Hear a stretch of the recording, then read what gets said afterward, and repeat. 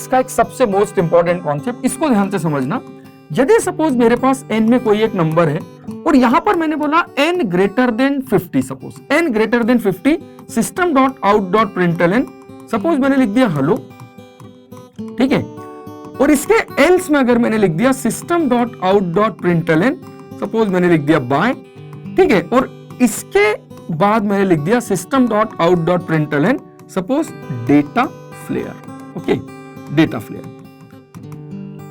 Okay, now in this case, suppose the value of n is 70.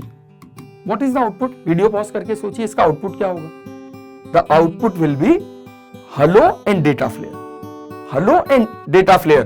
यदि suppose n की value है 10, तो आपका आउटपुट होगा by and data flare. तो आप एक बात समझ रहे हैं, ये जो स्टेटमेंट हमने लिखी है डेटा फ्लेयर, ये ना if का पार्ट है ना else का पार्ट है। वो इसलिए क्योंकि आपने else के साथ नहीं लिखा है इसको। यदि करली ब्रैकेट नहीं होते हैं तो इफ भी अपने साथ डिफॉल्ट एक स्टेटमेंट को लेके चलता है और एल्स भी अपने साथ डिफॉल्ट एक स्टेटमेंट को लेके चलता है। तो ये जो पार्ट है डेटा फ्लेयर प्रिंट करने वाला, ये ना इफ का पार्ट है ना एल्स का पार्ट है। अगर कंडीशन ट्रू हुई तो प्रोग्राम हेलो प्रिंट करेगा और डेटा फ्लेयर तो कंपलसरी प्रिंट करेगा। अगर कंडीशन फॉल्स हुई तो प्रोग्राम बाय प्रिंट करेगा और डेटा फ्लेयर तो कंपलसरी प्रिंट करेगा।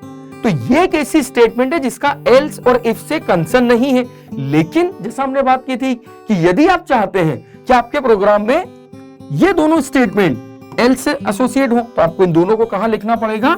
करली ब्रैकेट के अंदर, राइट। तो ये कॉन्सेप्ट सिंपल सा है कि अगर आप इन दोनों स्टेटमेंट को करली ब्रैकेट में लिख देंगे, दैट मींस अब कंडीशन के ट्रू पर आपका प्रोग्राम केवल हेलो प्रिंट करेगा और फॉल्स पर बाय और डेटा फ्लेयर दोनों को प्रिंट करेगा।